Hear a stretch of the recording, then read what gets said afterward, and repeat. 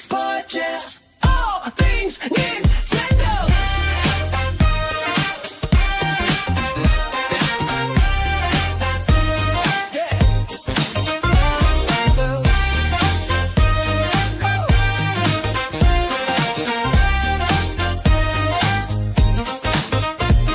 My goddessy's unhealthy obsession with Switch 2. Joyce's Jay, Zelda's Auntie, the true queen of Hyrule.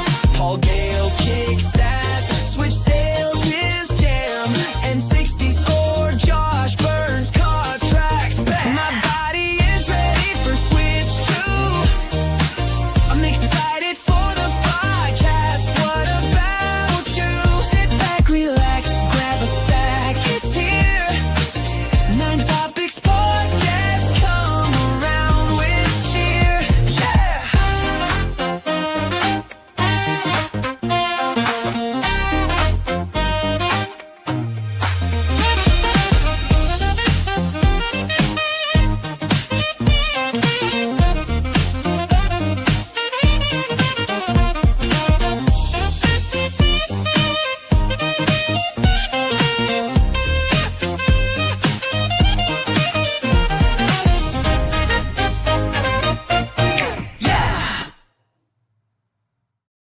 Welcome to the Nintopics Podcast. We are live. It is Friday night, and there is no better way to start your weekend and end your weekend on a high note, in a positive note, than in the Nintopics Podcast. So we're here.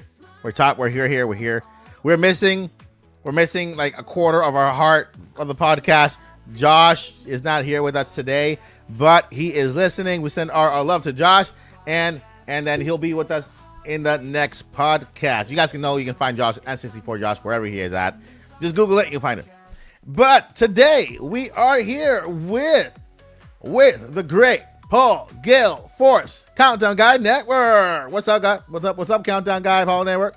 Doing I got a couple of things, like I said, coming soon, countdown wise, and lately I've been doing the calendar thing, which has been just a different type of fun, a little gaming history. Today, back in 1987, The Legend of Zelda debuted in North America. So that was today's thing, which was, today in gaming history, August 22nd, 1987, The Legend of Zelda launched in North America. And tomorrow, well, you could see it tomorrow. I'll tell you what tomorrow's is. Tomorrow, ooh, sneak peek. Yeah, will be the 34th anniversary of when the Super Nintendo launched in North America. August 23rd, 1991. So 24th anniversary. No, sorry, cool. 34th anniversary. That's a long time. It's a long time. And with us is none other than the queen of Hyrule and also the queen of the podcast, Joycey J. What's up, Joycey? Hi, guys. I'm sorry, I'm a bit under the weather, so I opted to be live from my couch. Yes, I am on a trip on my very lovely purple couch. It is velvet, and it's in my office. I also have a lovely blanket covering me. It's a Zelda blanket. It's fabulous. Cozy and comfy. Cozy and comfy. But talking about video games. All right. Let's go ahead right away. We got Joey Pitts with the super chat. Says, if losing, disconnect and blame EA. Josh. Okay. Josh, if you're listening, if you're watching, hey, tip: if losing, disconnect and blame EA and Josh. All right. So Josh, we have to blame EA and Josh. So we'll keep that in mind for now. Thank you so much, Joey. Appreciate you. And of course we have me, or the other guy, the other dude in podcast with my other crazy glasses now. And so we got some stuff to talk about today because this week has been a busy week. There's been stuff. I saw somebody say in the comment it's quiet. No, it's not quiet. There's been stuff happening this week, right? The first thing we got this week was the direct from Nintendo, the game related direct for Nintendo for Kirby Air Riders. Okay, and I think it's the only direct I've ever seen. Maybe there's been Smash Bros. Directs before, right? Because they do the presentation of the new character and all that stuff, right? So they've had Smash Bros. Directs in the past. Are they 45 minutes or are they like 20 minutes, 25 minutes? Do you guys remember? The general? Yeah, like when they were, They're whenever usually 40 minutes. when not the generals, not the Smash Directs. Whenever they had a Smash Bros. Presentation with Mr. Man, I forgot his name. I think in Sakurai. 2014 he had like a 40-minute one for Super Smash Brothers for Wii U and 3DS. I see. Okay, so that was the last one. Pretty rare.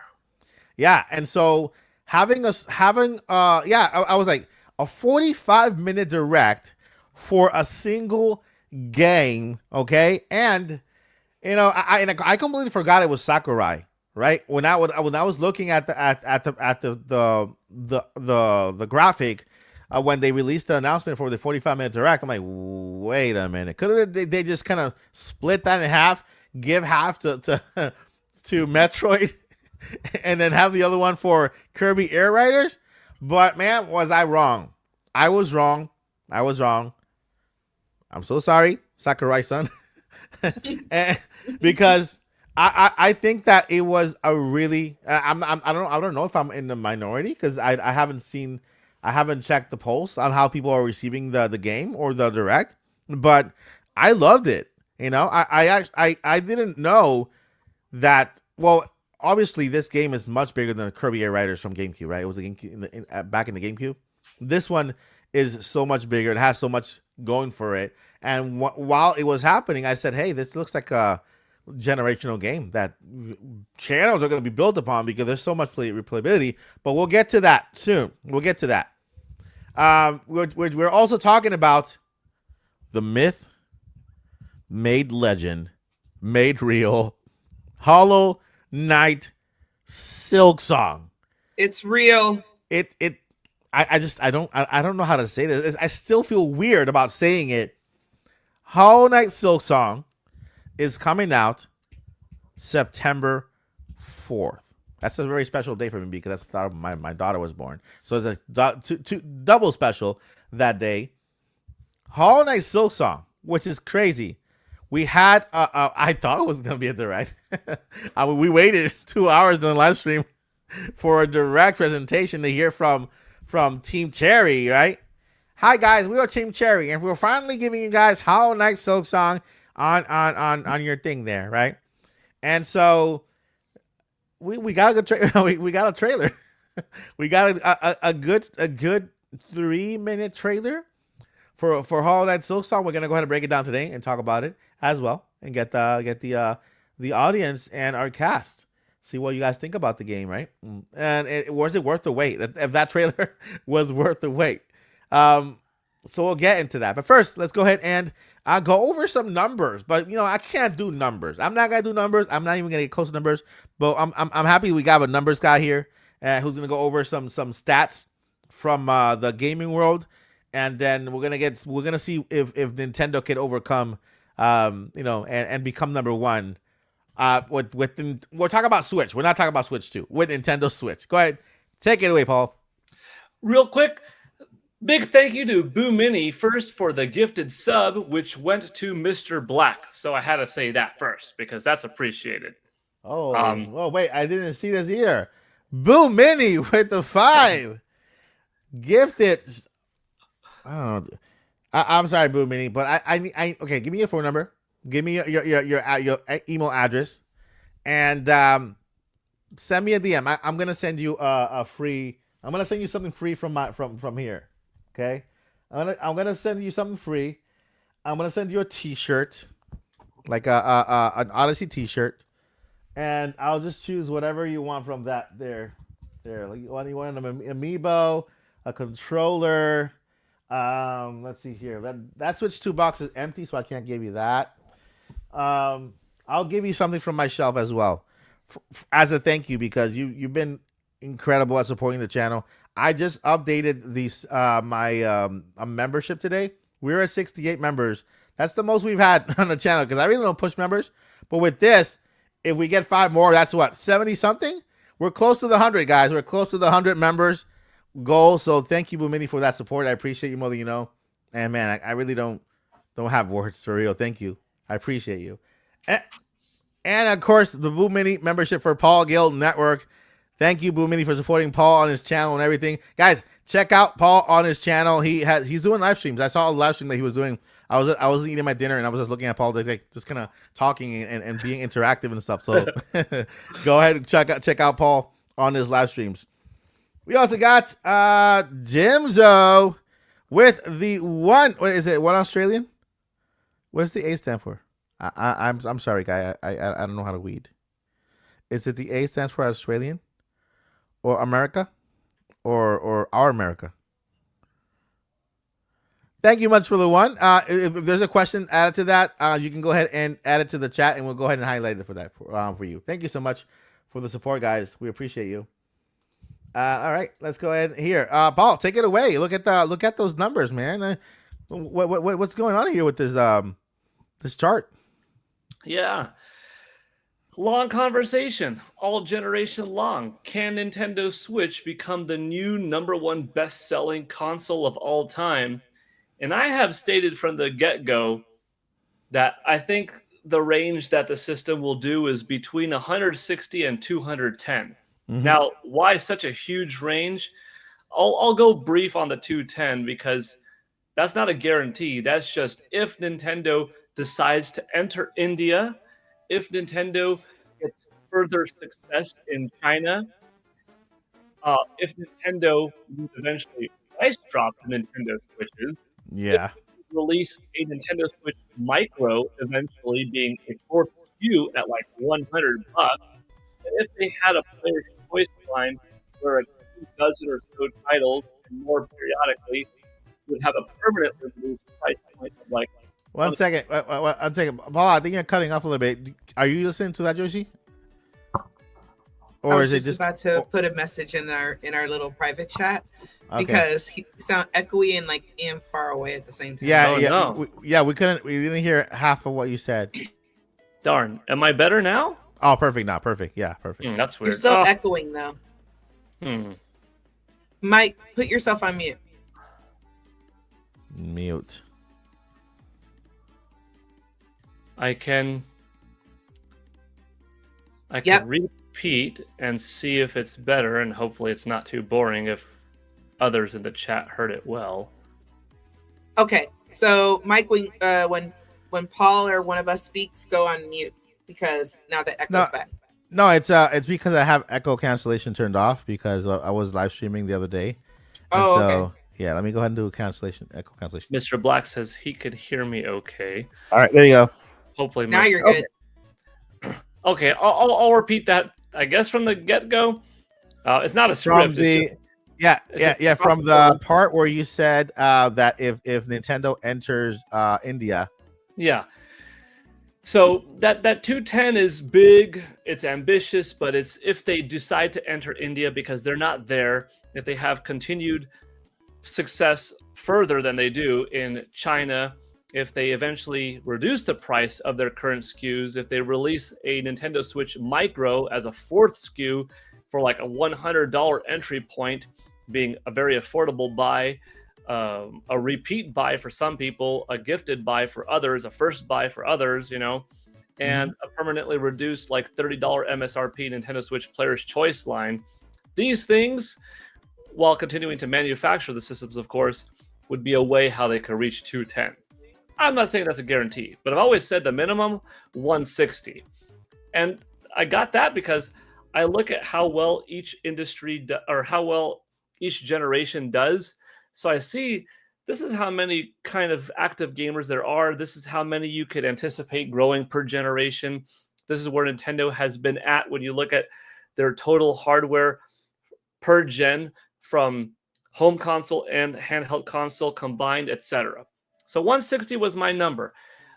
I still think it's going to happen. I just think it's going to be later. Originally, I was thinking by around June 30th, 2026, they would hit 160. Now I'm on the side of like summer 2027. Uh, it's going down, but you look at like the weekly support in Japan, for instance, because that's the only data we get every week. And every week in Japan, the thing is selling another 10, 15, 20,000 units. That's like 70,000 per month, or even if it's 60, 50,000 per month. Yeah. And that's only in Japan. But you multiply that times a year, that's several 100,000 per year. And you look at Japan being roughly a third-ish from, the globe, depending, it goes up or down, and that's a couple million, a few million potentially. And you look at where Nintendo Switch is at right now, and it's at 153.1 million. And DS is the next thing that it has to beat, which is at 154.02 million. It won't beat DS by September 30th. We saw Nintendo Switch just a little under 1 million for the last quarter. It'll probably do something like 850,000, 900,000 for this current quarter we're in. Maybe a little bit less than like 850 because of the tariffs. That's not going to help. However, what might not help the Nintendo situation with the tariffs, it's also not going to help PlayStation 5 and Xbox Series because everybody has gone up. So when you're still looking at what to buy now, and you still look at what to buy during the holidays, Nintendo Switch is still going to be the most affordable option.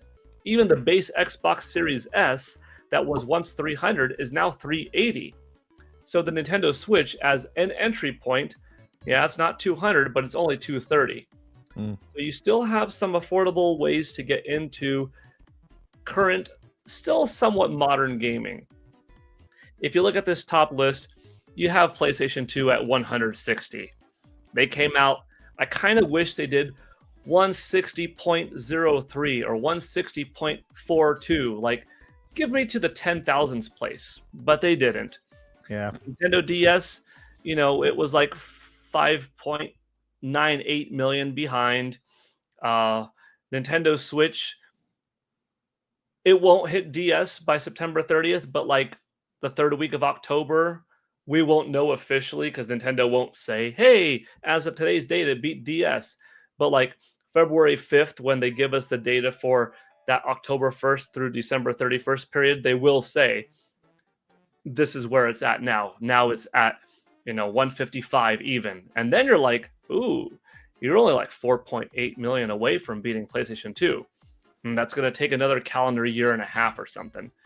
And you look at Game Boy, including the Game Boy Color line, 118.6.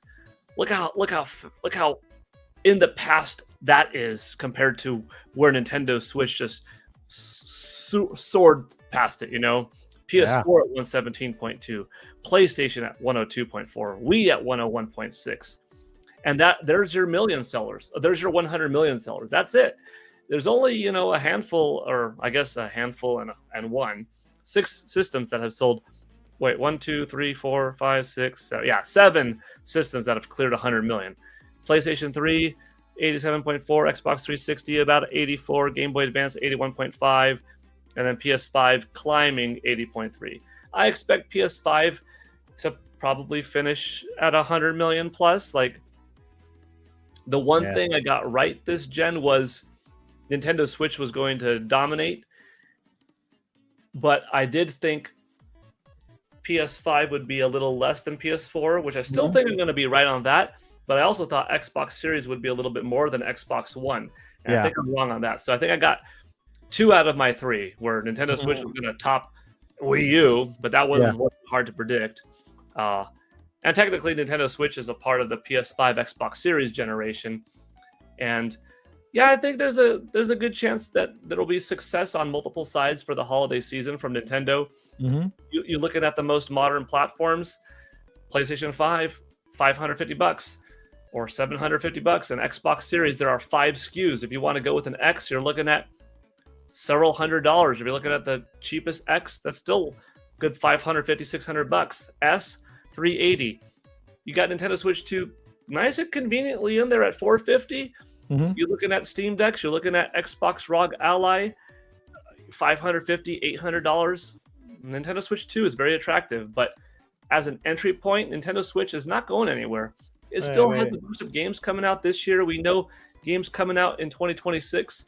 That bodes well for being a system that will still sell a few 100,000 per month worldwide, several 100,000 to almost 1 million per quarter.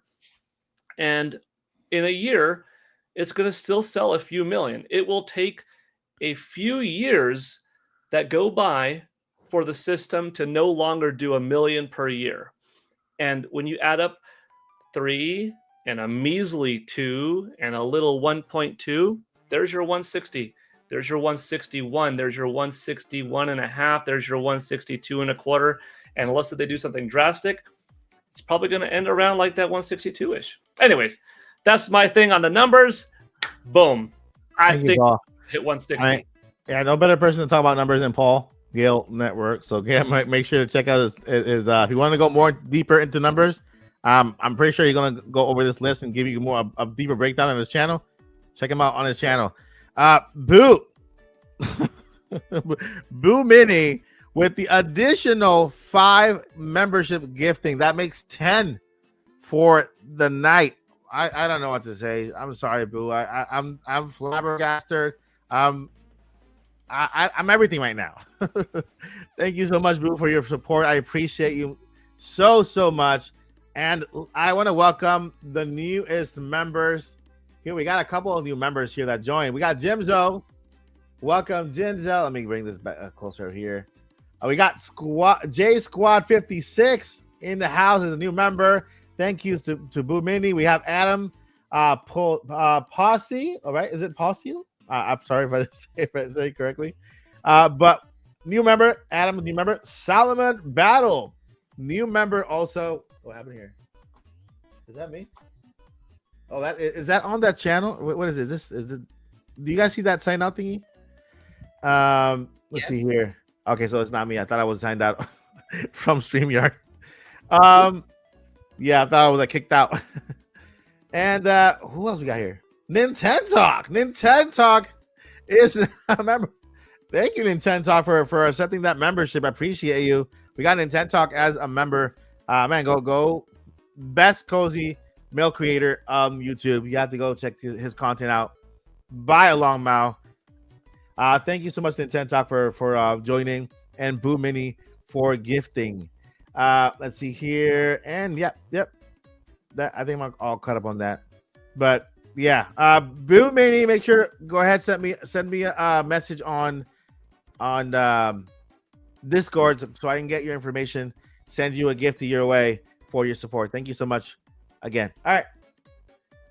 Yeah, so all right. So now that we've gone over the numbers, Joycey, what do you think? Let's question, Joycey. Do you think Nintendo will surpass PlayStation 2?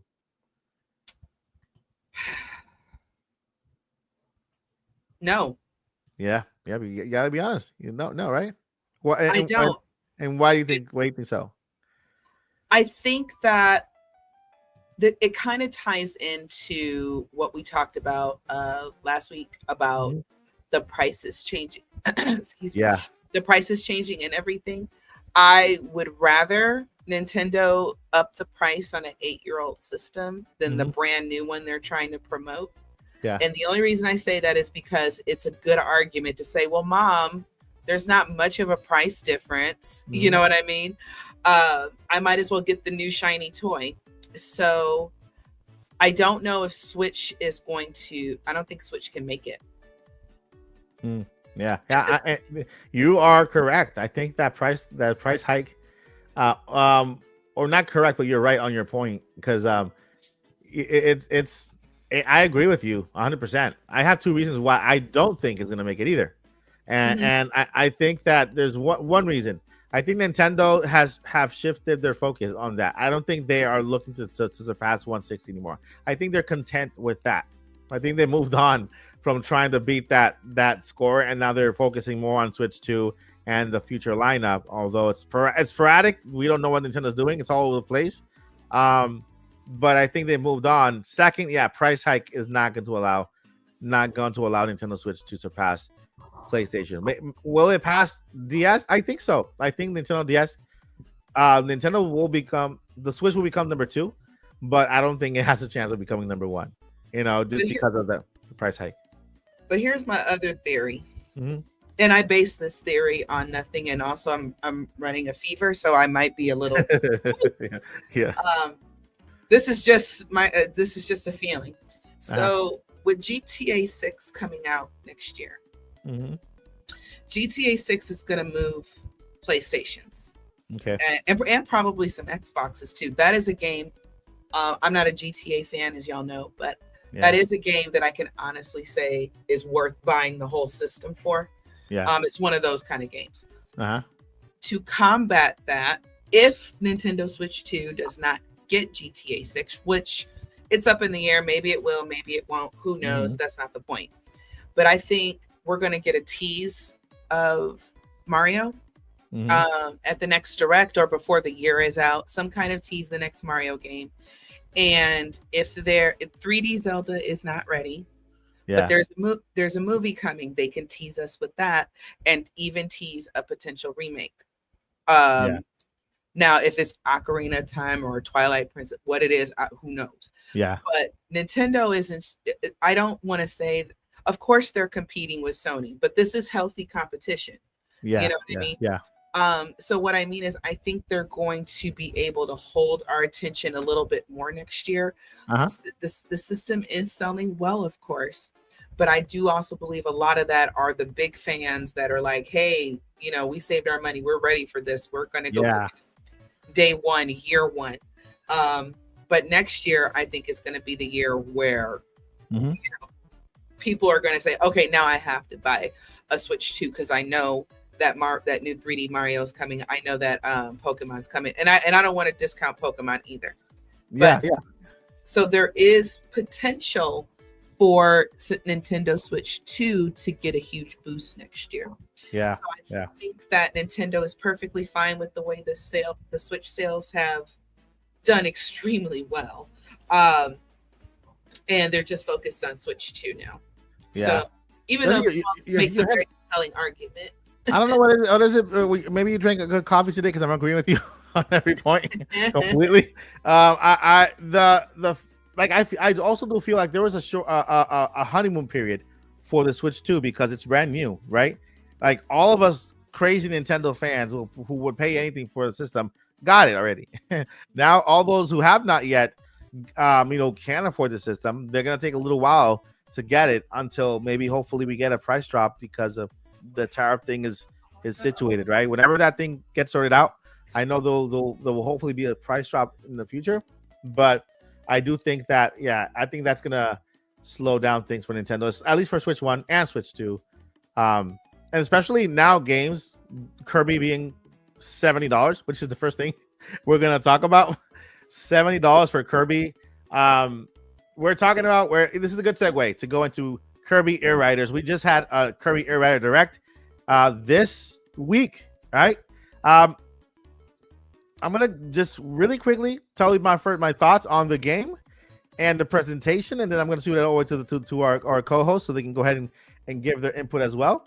Kirby Air Riders. I did not play the GameCube one.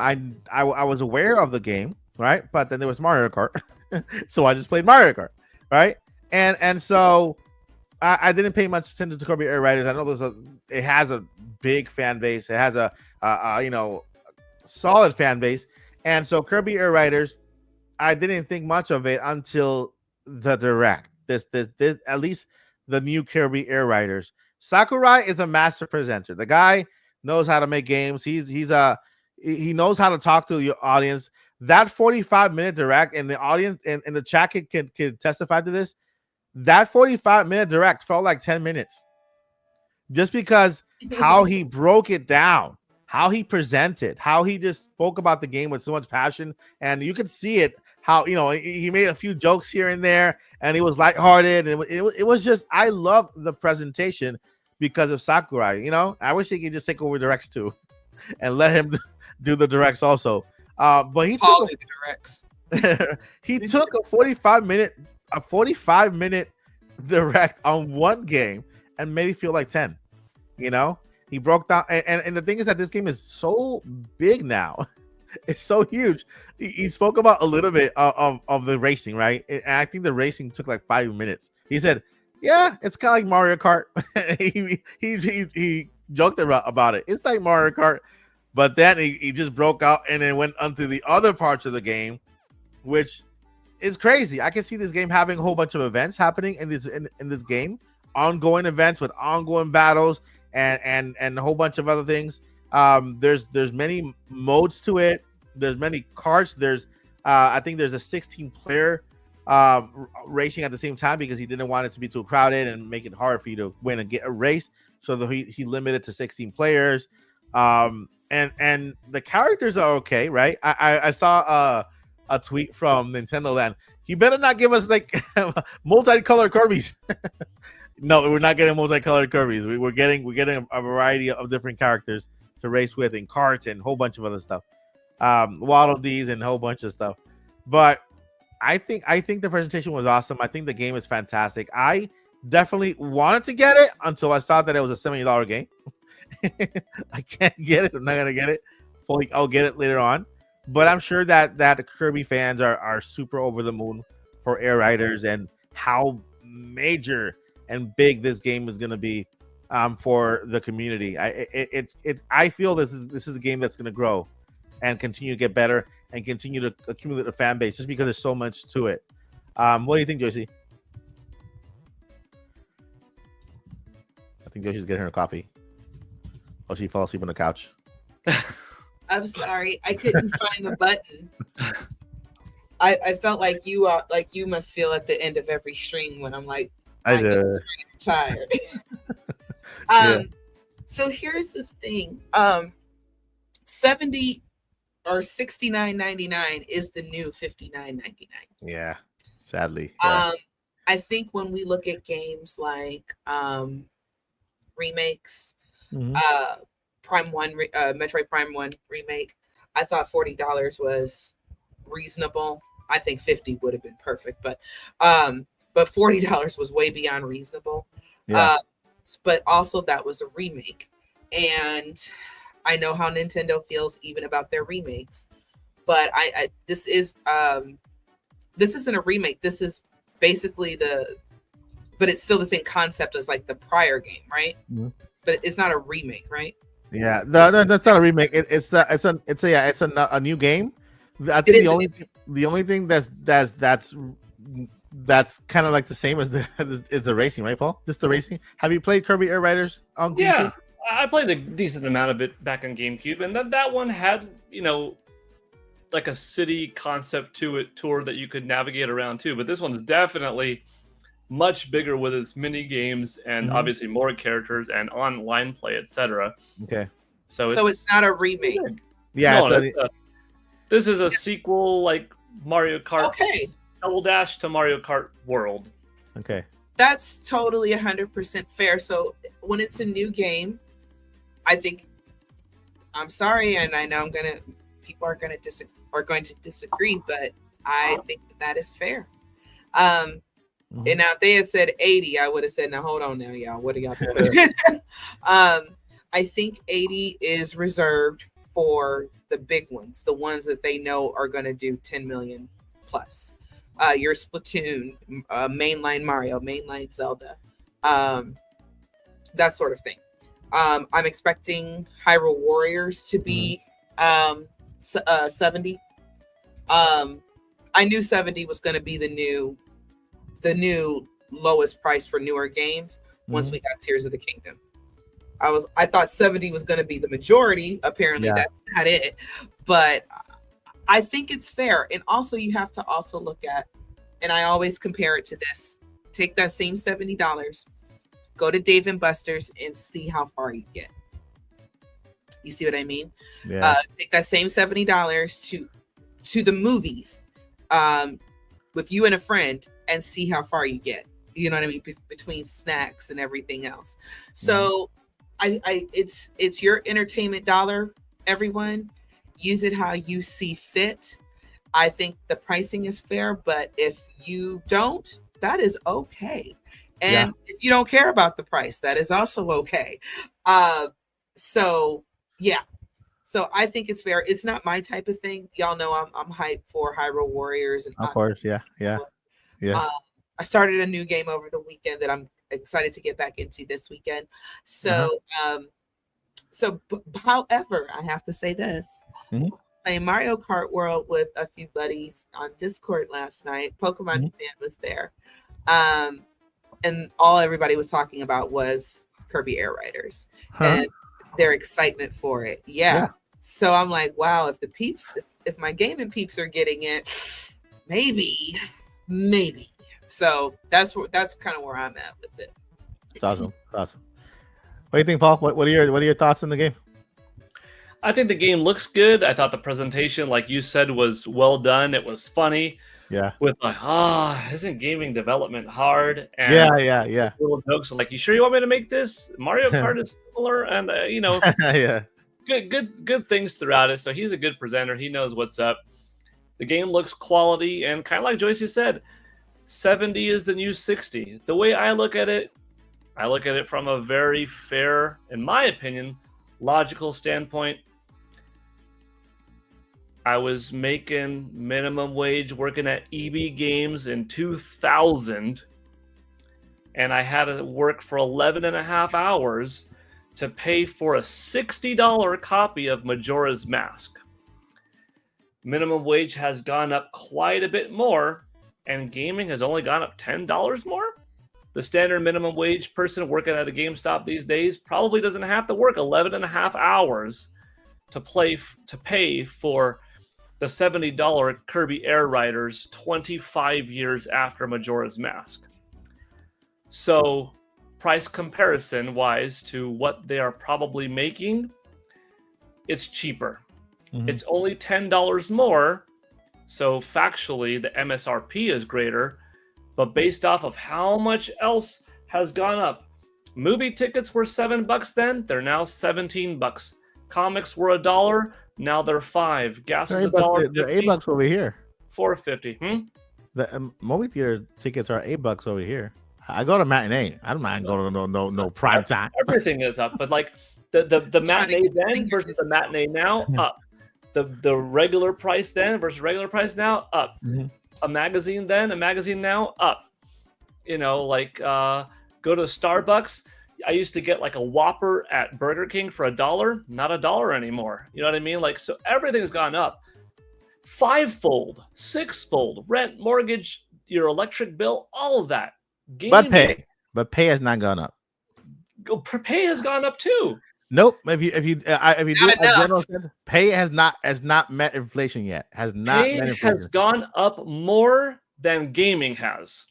Do you know what the minimum wage is still in Florida? The national minimum wage is at the national. Minimum wage is still on the lower side, but I bet you the vast majority of places aren't paying that minimum. Yeah, there are a lot of places paying that minimum. So they have gone up more though since 2000 or 1996 than gaming has, because a Super Nintendo game in 1991, Super Mario World, was still $60. And I guarantee you, a McDonald's employee anywhere in the United States is making more now in 2025 than 34 years ago. So that's fewer hours to work now at minimum anywhere to pay for a $70 game than you had 34 years ago for a $60 game.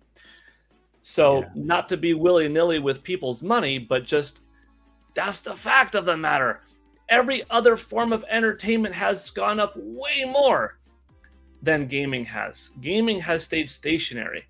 What would hurt people's minds less is if this happened in 2012 when gaming went back to 60 for Nintendo, because it went from 60 to 50 for an era during GameCube and Wii, and then Xbox and PlayStation actually went back to 60 during Xbox 360, PS3, but Nintendo held out a little bit longer till Wii U.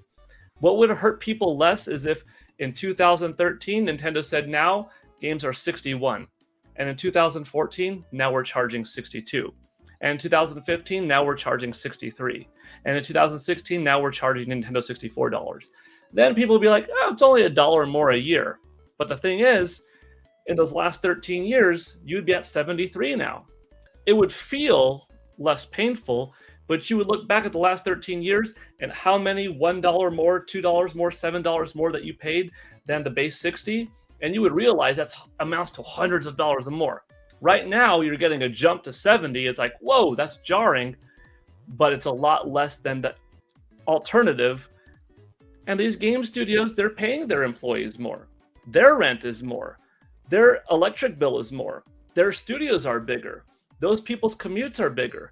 The janitorial staff working at that company is getting more than before.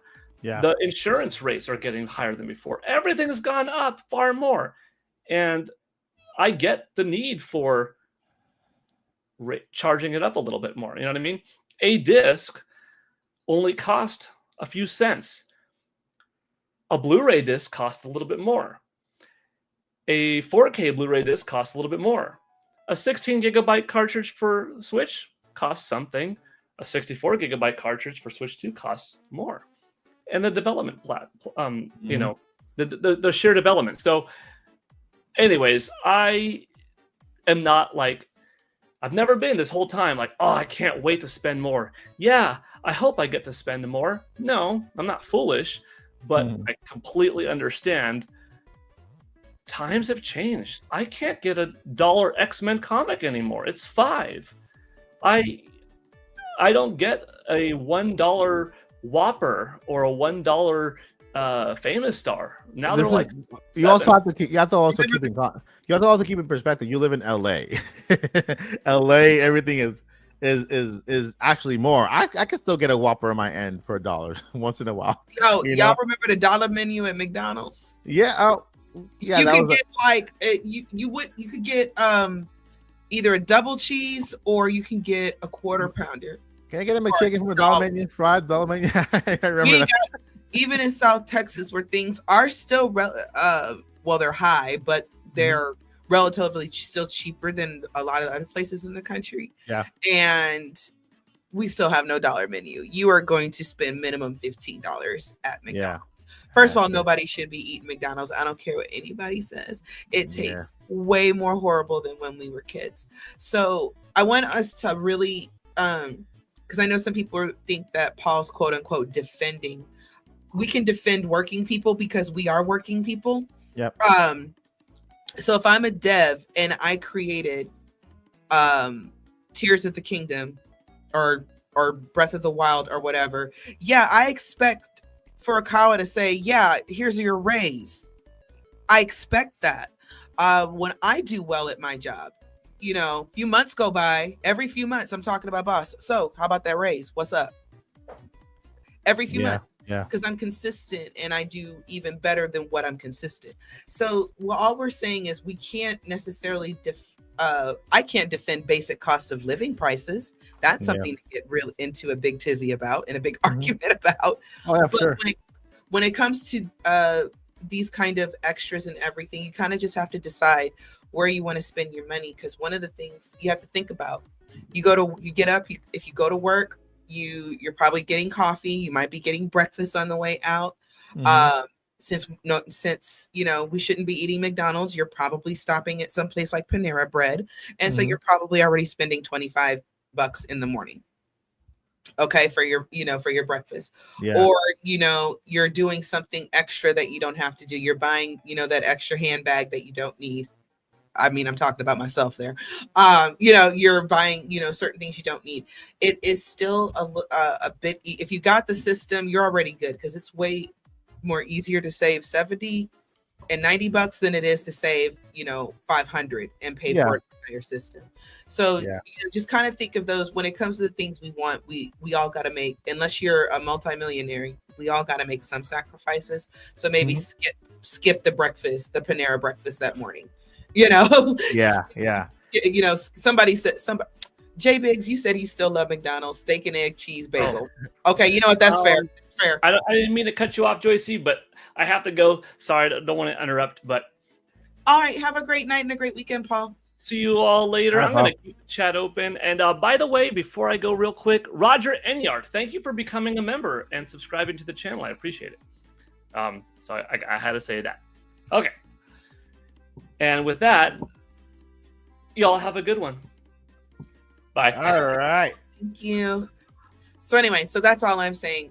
When you're looking at video games and everything, and it's totally okay not to have every single video game that comes out on day one. Yeah. It is totally okay. There are certain games that I am completely interested that I have not bought yet because other things take priority. So, work on your backlogs, y'all. They'll work on your Switch, unless it's Labo. They'll work on your Switch too. So, yeah, I know y'all got backlogs. Work on those in between new games. Yeah, and games are expensive. I could tell you, I can actually speak to you on behalf of a lot of people that I know and am connected to, from all walks of life and price points when it comes to incomes, because I've been there. Like I listen, I've lived off the government. I've been homeless. I've been wealthy. I've been in every level, and I've experienced that. That's why where I am now, although I'm not a rich person, we can afford my living expenses. I can afford this, but I can speak on that, and that's why when I say, I do a lot of research. I do a lot of research because part of my passion is to help the homeless, right? And to do a major thing on that's my private thing, right? But I do a lot of research on living expenses, on where the economy is going, and what the minimum wage is, which, by the way, it's $7.29. The national minimum wage is $7.29 still since 2009. And so I'm aware of what's out there, but I also recognize that gaming is a luxury. Gaming is entertainment. Just like going to the movies. If you can't afford going to the movies, you can't afford gaming, video games. You know what I mean? And so it's not for everybody. So we have a community who love video games, who buys video games. You know what I mean? And just in case we have somebody out there who can't afford a video game, but we don't want to alienate anybody when it comes to talking about video games, because they are expensive, and Nintendo raised their prices. They are expensive because the prices just went up. What, this week, last week, 2 weeks ago? But did pay go up all of a sudden in the last 2 weeks? No, that stayed the same. So there's still that gap there, and so Something too. what was that? Can I say something real quick? Yeah, of course. The other thing I want you guys to also think about is I make the comparison of going out for your entertainment. First of all, we should all be going out every day and touching grass. However, if you're going to have an evening where you just chill and you want to play some games with your friends and things like that, that's another fun way to connect. Have your friends come over.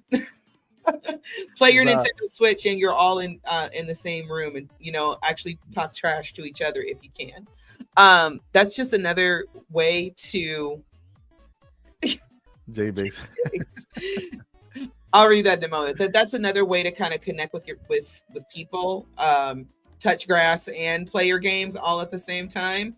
So if one of the best, cheapest friend dates, if you will, is you're all going to get together at someone's house, someone's apartment, at a free location, and you play games together. That's what we did when we went camping. We sat around playing cards. It was great. I didn't take Switch camping, but just as an idea of something to do. It depends on what you want to do with your entertainment. Yeah. Can you put Jay's comment back up there? Yeah, I have to fuss at him real quick. Yeah, it is. I mean, 9 degrees now. I used to have a McDonald's next to our house too. When we in our own house, it was literally across the street. So it was a losing battle for us too. Now, Jay Biggs, now sweetheart, now Auntie ain't fussing at you, but I'm a fuss at you. You deserve good fast food, sweetie. Do you not have a Culver's? Do you not have Do you not have a Culver's? Do you have a White Castle? White Castle. We got White Castle now. We have a White Castle now. Oh, I'm so jealous. The first one in Florida, and it's like literally 5 minutes for me. I am so jealous, Mike. That was the one thing that. Okay, side quest, y'all. It's like Story time. Jay, also, I'm just messing with you. You do you, boo. You only live once. If you're gonna risk it on McDonald's, do you. yeah. But story time. I'm originally from St. Louis, Missouri, and I moved to South Texas when I was 15. My mom got a promotion and had to switch locations, all that kind of stuff. And we literally cried as we drove out of St. Louis because we knew we would never get White Castle again, because there is no White Castle here. And the first thing we do when we go back to St. Louis, and my mom and I, we want to just get there. So we'll get on the first thing flying out of the airport when we go back home to visit. And we will get home back to St. Louis at about maybe 9 a.m. in the morning, and we get our luggage and we get the rental car, and then the first place we go is White Castle. And for those who don't know, White Castles are the original sliders. They are the original burgers. And back in the day, since we're talking about prices, White Castles used to be a nickel a piece, nickel. And that was back in my grandmother's day, and my grandmother's going to be 100. So give you an idea of how long ago that was. So how long White Castle's been around? I forgot how many years, but I think it's a little bit older than my grandma. Hold on. I'm gonna actually look it up real quick.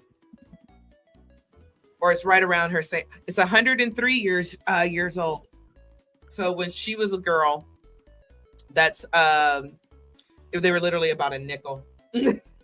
A nickel. And now I think a White Castle. I think I haven't been to St. Louis in a few years since my dad moved also to South Texas. But I believe they're almost $1 now each. And that is a big deal because they're sliders. Why should a slider be $1? Yeah. And also I'm so jealous you have White Castle. I'm so jealous. I mean, they just opened this month. I think like a week or two ago. I still haven't been there yet. But we got a new Costco. Right, we have. Is it Costco? Sam's? No, we had Sam. It's not Sam's Club. I think Sam's Club here sucks a lot. It's not BJ. It's Costco. Yeah, we got a new Costco, and then in that same little area where Costco is, like the little. Sometimes Costco has like fast foods there. They built a new White Castle there, like a brand new one there. Have you been yet? Not yet. No, I haven't been here yet. Not yet. Okay. Tomorrow I shall go to White Castle. I totally suggest taking the wife and the kids. Yes. Because everyone deserves really good fast food, and none of us should be eating fast food. First of all, but again, you only live once. Just make healthier decisions on Monday. But tomorrow, y'all go to White Castle. Yeah. I had this crazy dream that Silksong got announced. I don't know if I'm still in that dream or if that really happened. I don't know what you're talking about, Joycey. That's a myth. Silksong, I was so sure it was a myth, but according to Team Cherry, the myth becomes legend on September the 4th. Yes, and that's a good segue because that's what we're talking about right now. We live streamed about what was it, like an hour, right? An hour and a half, waiting for this presentation for Knight Silksong. It ended in about a minute and 13 seconds. that was the first thing I'm like, everybody in the chat, that's it. That was so hilarious. We were like, we had to rewind. Guys, rewind is a word we used to use back in the day when there were tapes and you had to rewind the tapes to see what was before that, or even or here like a cassette tape or a video cassette, a VHS. For those of you, no, it's not a company. It's actually a thing. VHS. It's a thing. We used to rewind before and in the before time. So we had to rewind the presentation to watch it again because I was lost for a minute because I'm like, okay, I'm still expecting Team Cherry to Welcome to hello guys. We are Team Cherry, and we're so excited to present to you blah blah blah. The and this and that. I'm like, okay, this is happening, right? They have a countdown and everything, and a countdown led to another countdown. Oh wait, they have another countdown. This is gonna get good. And then they drop a minute trailer, a 93-second trailer. That's what they drop. To be fair, they did come out and they did some interviews after that, talked about why it took a while. And I'm this is without even seeing the interview. I'm pretty sure that peer pressure was a big thing. Knowing that Hollow Knight did so well, they were that success for them was completely unexpected. They weren't expecting that success for Hollow Knight, and so with that, the pressure for Hollow Knight Silksong got even bigger. And I'm sure they probably got ahead of themselves to announce Hollow Knight Silksong, but the fact that they announced it made the game a myth, which that itself creates a massive buzz around the game, and I'm pretty sure that game's gonna make millions on September 4th. So, but here we have it. Look at guys, it's real. Speaking of games that are fairly priced, I believe that Silksong is only $25. $24.99. Yes, it's insane. It's insane. So if you're looking for a good game that's under 70. Yeah, Hollow Knight. Yeah, Jeannie Love says Hollow Knight hit 15 million copies. I think this is going to surpass it. I think because remember, Hollow Knight hit 15 million copies, and the anticipation itself for Silksong is bigger because nobody was expecting Hollow Knight. People are expecting Silksong. You know, I know that. Interesting. Go ahead. I'm sorry, I was going to say something real quick. When we were trying to look for the price, I checked on Amazon the other day, and it's not up there yet. But I saw Hollow Knight. Of course, Hollow Knight comes up, and it says just 300 sold in the last month. And I said, this game is still selling. And I said, that's a good amount for an indie in a month. And it's $14. All these years later. If you have access to Target, then you can buy Hollow Knight for only $14 digitally.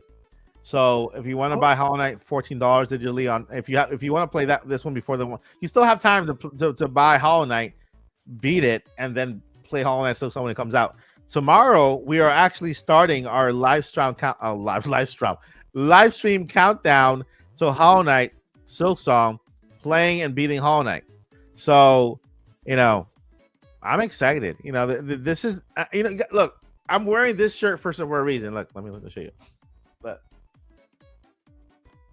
indie, okay, indie games. I'm excited that Hollow Knight is a game made by two developers and a designer. So it's a group of 3 people, Team Cherry, just a very small team, right? And look at the massive game they've created. You can bet your bottom dollar this game is going beyond just video games. Besides merch, maybe a TV show, maybe a movie of some sort.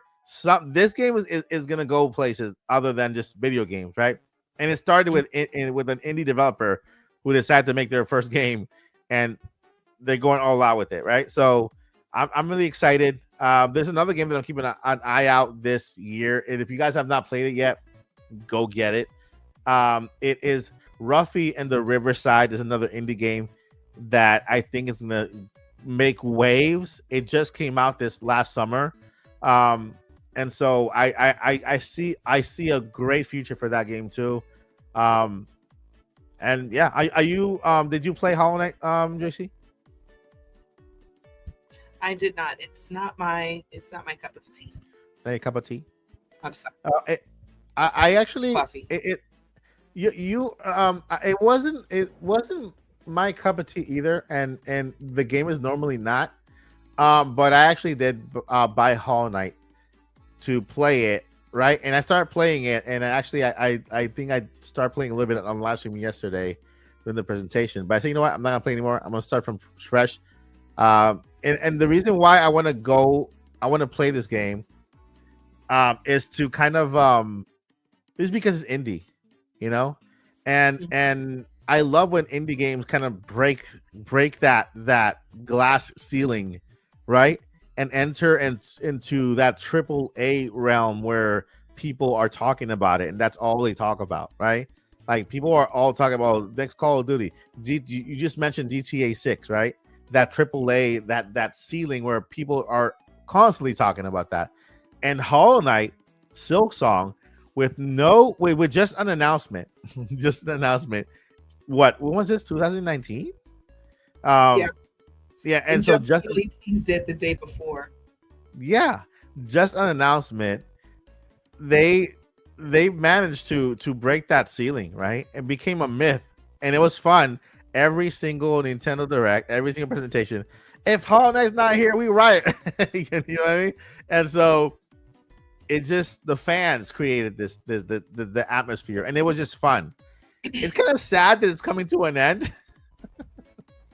I hope they say, hey, guess what? Hollow Knight Silksong 2 is coming out, or Hollow Knight something other song. Cotton Song. We did Cotton Silk Song. Song. Let's do Cotton Song. Hollow Knight Moonshine is coming out, and just like make it come out like in 10 years, so people can just kind of continue the trend of calling it Hollow Knight for every presentation. But I don't think there's a pre-order up yet, is there? I haven't Nope. checked today. there's nothing up. There's no So pre-order. I low key like on the lowest of keys, on September 1st or 2nd, I want Team Uh-huh. Cherry to come out and say, actually, guys, we need to delay this. No, I'm just kidding. No, you can pre-order now. And then the pre-orders just drop. That's funny. That'd be insane if it all that last minute they say, "Oh, I'm sorry, guys, we're gonna have to push it back to 2026." It was out of our hands, but you know. I'm kidding. If anyone from Team Cherry is listening, please don't do that. That will literally upset people. That I'm joking. Just in case somebody thinks that is a good idea. Yeah. It's not. But anyway, the game looks absolutely gorgeous. One of the things that I know that is often discussed is, how graphics and frame rates and how pretty games look and things of that nature. This is a game to me that stands out. And I don't want. I'm not taking shots at any particular game or series or anything. Yeah.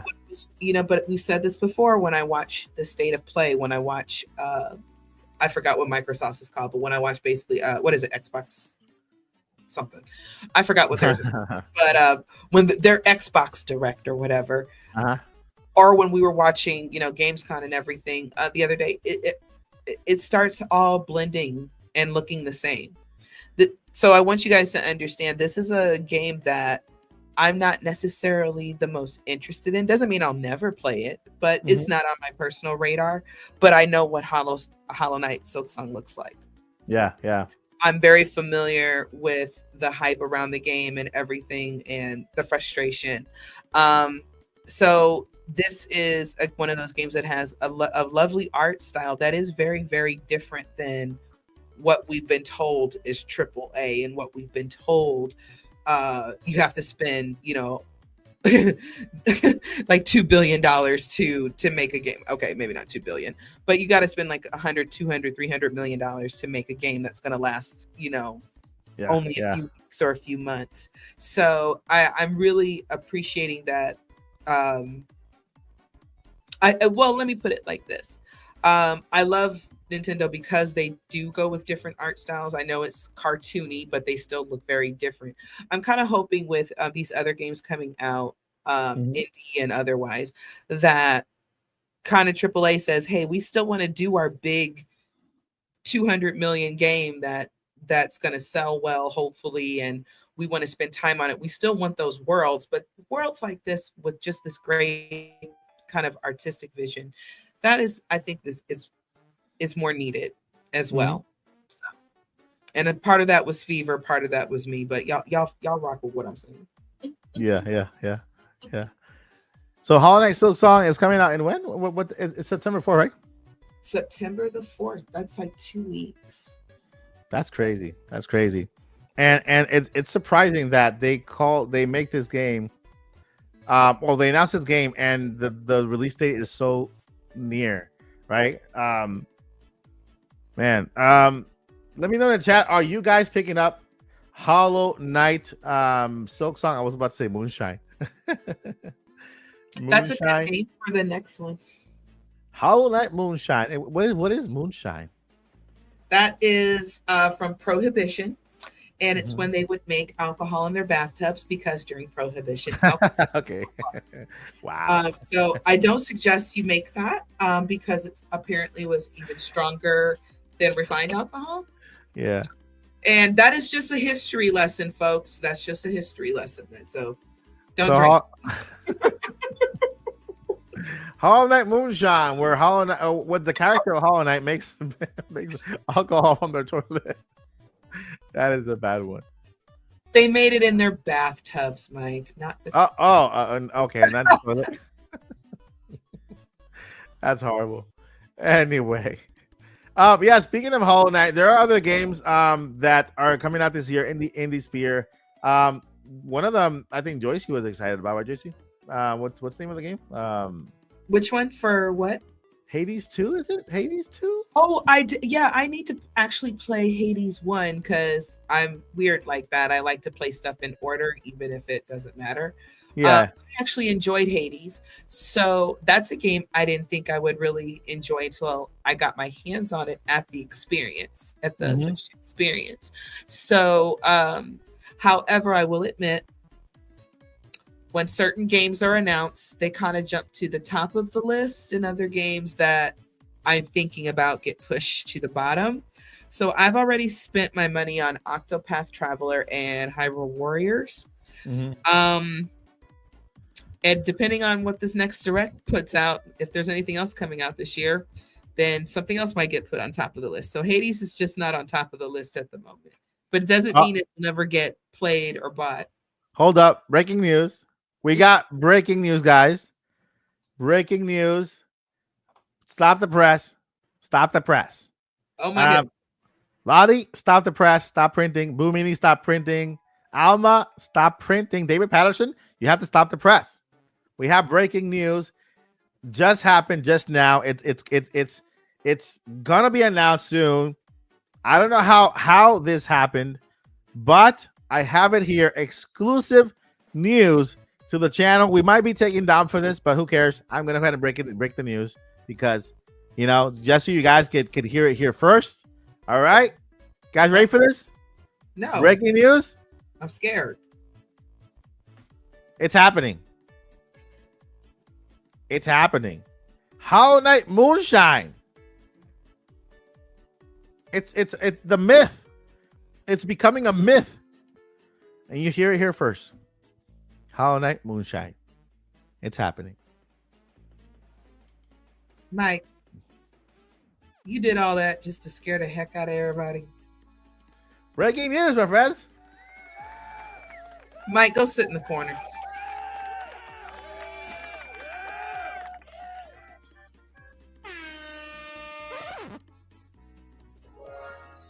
That was a good one. Yeah. That is not a real thing, guys. That is not a real thing. I had nothing to do with that. That's hilarious. That's why I was checking my Twitter. Like, what breaking news? What just happened? It's a thing, guys. Hollow Knight Moonshine. This is a thing. Mike, for real. This is not for real. To our listeners, thank you for enjoying that joke with us. I'm serial. I'm so serial right now. You are so not serial. I'm so serial right now. You are not super serial at all. This is a serial thing. This is a serial thing. If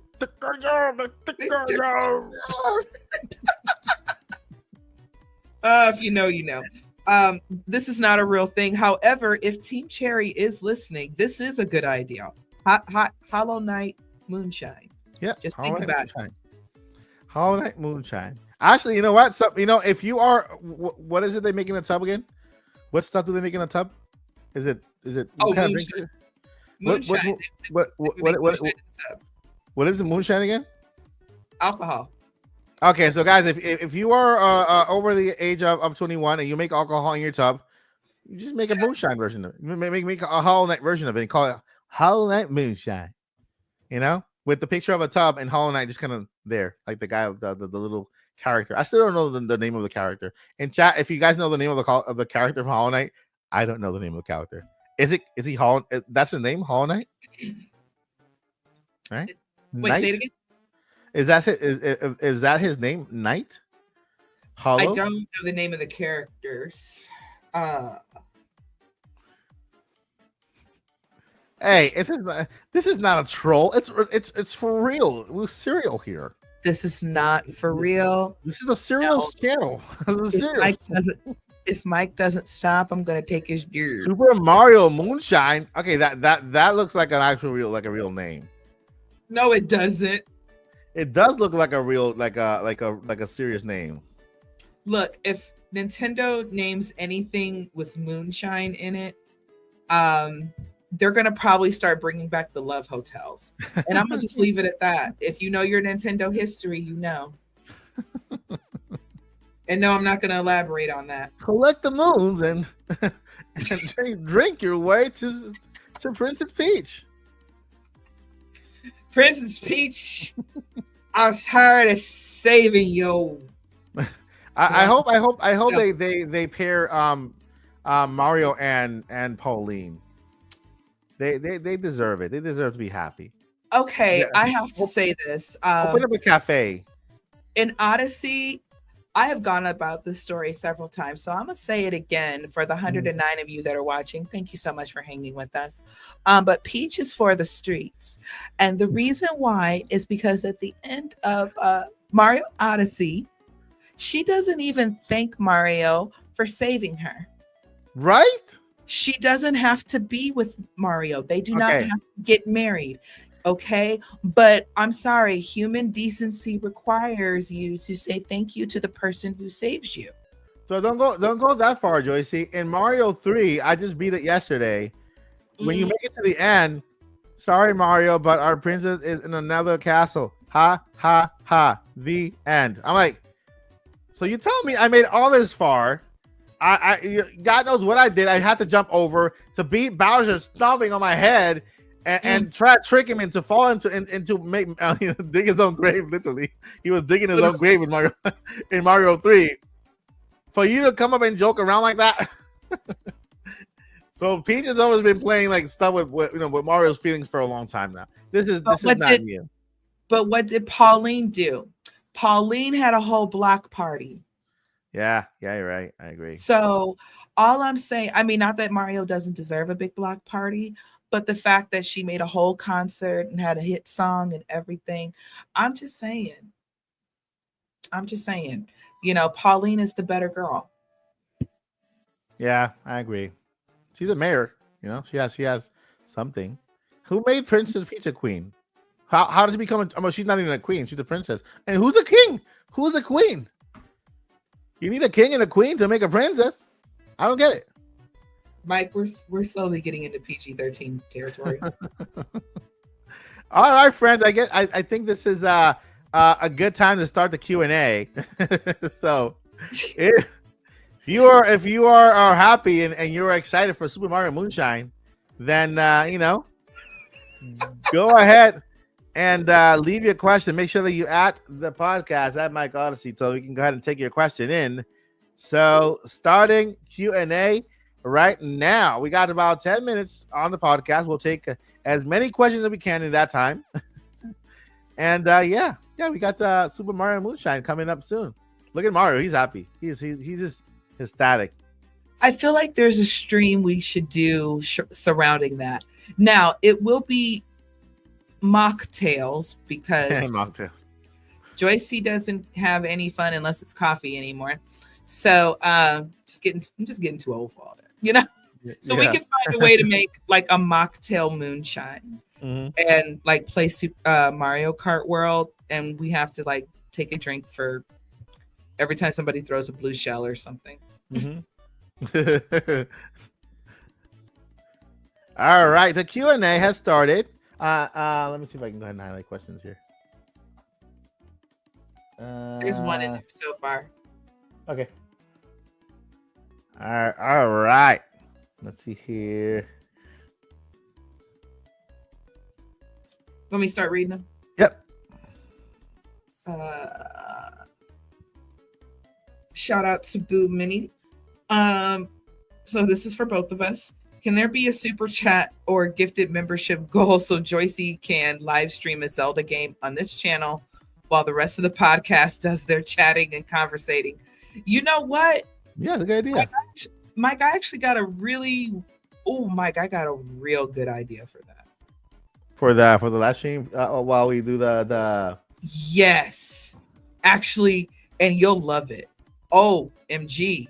Yeah, Mike, after the live stream, step into my office. We're gonna talk about that one. Good idea. Good idea. Good idea, Boo Mini. We'll work on that. Yeah, we can watch that. We can talk while Joshi's playing a Zelda game, and you guys can see her react to getting eaten by a Lionel.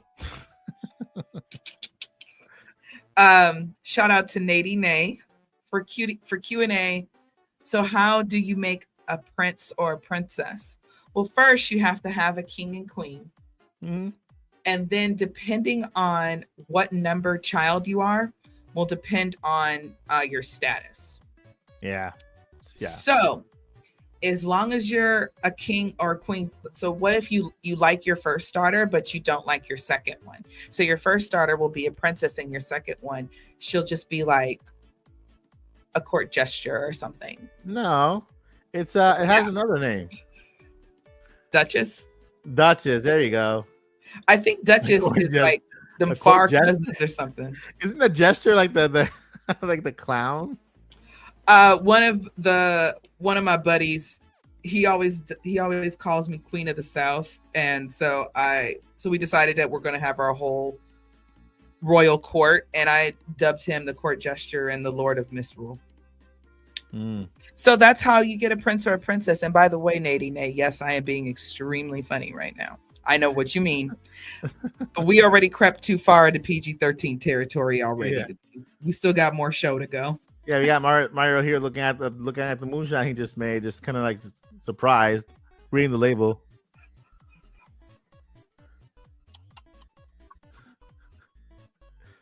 Mario, I don't know what he's doing. Oh my goodness. Lottie Tro here. Hello, Lottie. Nintendo, don't say nothing. Quick question, Mike. How old will your daughter be on the 4th of September? And wish her a happy belated. Well, it's not belated yet. Is it? Belated is if it's late, so it hasn't arrived yet. Early, you mean early. Yeah. She's turning 16. Dang, she's grown. Yeah, she's kind of big. She's kind of big. Let me go back a little bit and see if I see if there's any other questions. No, Jay Biggs. It's moonshine, not Hennessy. Hennessy would actually be an improvement. Let's see here. We're just gonna go through these. We chilling. It's just us. My fever is coming down a little bit. So shout out to In Spanish, we do quinceañera, which is 15. And for the Spanish people, we do quinceañera, which is 15. Or we have the option. Like, for example, I was born in Massachusetts, right? But my family's in Puerto Rico. So sometimes the girls, they choose whether they want to do a 15 or 16 quinceañera or 15. Some people go out and do both. So, but yeah, she's doing a 16. Oh, I love quinceañeras. There's a huge market for that here. Again, I'm in South Texas, and the dresses are beautiful. The girls are so adorable. I'm like, I'm not part of that culture, but if I had a daughter, we would have done it anyway. Yeah. Shout out to Jenny Love. Do you think Metroid Prime 4 will come out in September or October? I personally think October. September is too soon for that game. This is kind of shadow drop. October is Pokemon ZA. So Pokemon ZA is a massive game. I don't think Nintendo wants to pair those two games together. You know, one will kind of, Pokemon launches on day one, it sells 1 million. You know what I mean? Metroid is Metroid Prime, not Metroid Prime. Metroid Dread was the highest selling game at 3 million, and so every Prime has been under 2 million, and for their lifetime. If Nintendo wants to give it a chance, it needs to have its own little pocket. The only month we have available right now is December, because Kirby Air Riders took the November slot. That is also turned out to be a massive game. So I still have a feeling that Hyrule Warriors might be a December game. Yeah, and so I mean, Hyrule Warriors, just because they said winter, I could still put it at January or February. So at least I'm like, okay, yeah, I can feel good about that one. But man, Metroid, they said 2025. They said they didn't say this winter or whatever. They said 2025. You know. So here's my theory. Nintendo's been really good about, I feel, and I know it feels empty, but because I follow Nintendo and I do the show with you, Mike, that I feel like I'm always finding out stuff. So Nintendo's been talking to us since the Switch to Mario Kart Direct. They've been talking to us, and then we had a dedicated direct to Mario, and then we had our partner showcase, and then we had another dedicated direct for Donkey Kong. Then we had then we have an indie world, and then even though it wasn't directly related to just Switch 2, Silksong drops. And then we get Kirby Air Riders as a direct. So Nintendo is continuously talking to us, y'all. It just may not be what we want to hear yet, but they're continually talking to us. So my guess is at the September direct, Metroid Prime 4 is probably going to take up a healthy amount of time, not a long time. Maybe if it's a 40 to 45 minute direct, maybe it'll take maybe 5 minutes. And then I think we're going to get a dedicated Metroid Direct. I don't know how long it'll be, but a dedicated Metroid Prime 4 Direct. And they're going to go into even more. And then they're going to probably drop the release date then. So we're all feeling the FOMO, fear of missing out. We're all feeling the FOMO, if you will. Hype train for only a few weeks, right on into October. Yeah. Probably at least maybe 1 million. Not the perfect plan, but Metroid Prime 4 has already been rated in the US and a few other places. I forgot the other places because again, I'm only working with one brain cell instead of my usual two. So Metroid Prime 4 has been rated, so that's the good thing. I know that doesn't mean that it's all the way done, but yeah, I still think it's coming this year. So yeah, it's so crazy. I think because we also have the Mario 40th anniversary celebration, right? That's another presentation. We have the supposed Nintendo Direct. I mean, I'm not gonna say supposed because Nintendo always has a Direct in September. So we have that Nintendo Direct in September. It's just so weird. Are we gonna have a Metroid Direct? Because the only way I see Nintendo releasing the game in September is if we have a direct dedicated to that game. A direct dedicated to Metroid will at least give it enough of hype to push it through, right?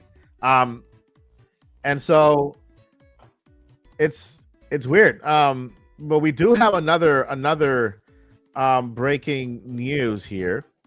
Mike, this would be a real one. This one is come over there and sneeze on you. This one is sort of in the works right now. It's a brand new game called Xenoblade Chronicles Astral Chain Moonshine, and it's coming out soon. It's gonna come out March 32nd. This is March 22nd. No, I think March. SMARCH. March 32nd. March 41. March 41. Oh, that's 20, right after my birthday. 2099.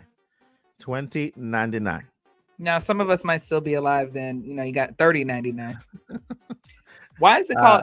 Okay, I want to change the game's name. Can we call it Xenoblade Astral? Xenoblade Astral. The Moonshine Effect. Yeah, the moonshine effect. Yeah. It's we're gonna go ahead and moonshine every single game that comes out for Nintendo. Oh my god! I think it just makes it better, right? It makes No, it Mike. makes it more playable. I got Makes it. I got it. No, wait, I got it. The Legend of Zelda, Taste of the Moonshine. Taste of the Moonshine. What's the what's that what's the sequel to wait, the sequel to Ocarina of Time? Majora's Mask. And they have that big ugly moon, Yeah, that's Majora's Mask. right? Well, The game that you are so scared to play, but is the game that I know that you will gonna love, probably second to Skyward Sword. really? Yeah, so it's up there with Skyward Sword? Well, this you The story. enjoy a lot of heartfelt Yeah. stories, relationships, and Majora's Mask is very, very, very heavy on that. And there is a quest in there. It's my favorite quest. I think it's my favorite quest in all of Zelda. There's top two favorites side quests that I have in all of Zelda, and it's a quest that's in Majora's Mask, and I cry every single time. And yeah, good cry, happy cry. It's a good emotional cry. So, yeah, a lot of people know what I'm talking about. So one day, Mike, we gotta sit down and we'll talk about it. We'll talk about playing Zelda. Let me answer this question from Pokemon, because I'm getting lost in the chat a little bit. Pokemon fan, you ask this question all the time. We done told you. She's like, when do you think the next direct will be? I know Zach from Switch Force says it's earlier than people think. My thoughts are earlier in September, meaning early September. I just think September period. I just think if you know something, say something. Don't give hints. You know, like first thing, if Nintendo always has a direct in September. Okay, if I throw a dart, I'm gonna hit it. You know, so there's gonna be a direct in September. Yes, there will be a direct in September because there's always a direct in September because the September is the direct that sets up the following year for Nintendo. Right now, January and February have no dates, right? February is the next direct. That direct sets up the year, right? And then the June one continues the year, and September starts the next year. So this Nintendo Direct that we're getting now, it makes perfect sense for Mario to be in it because Nintendo's celebrating the Mario 40th anniversary, and it's setting up Mario for next year, and of course the Mario movie. So we could see Mario movie in the Direct, right? Hyrule Warriors, we could also see that. Well, we could also see that in the Direct, and so short answer, yes, there'll be there's going to be a Direct in September. You don't have to be a leaker to know that. You just have to go back in time and look at Nintendo and how they, how they've scheduled their things. Okay. I think we're a little off. It feels a little off this year because we kind of went. I think you know what, Mike? Nintendo gonna fire us.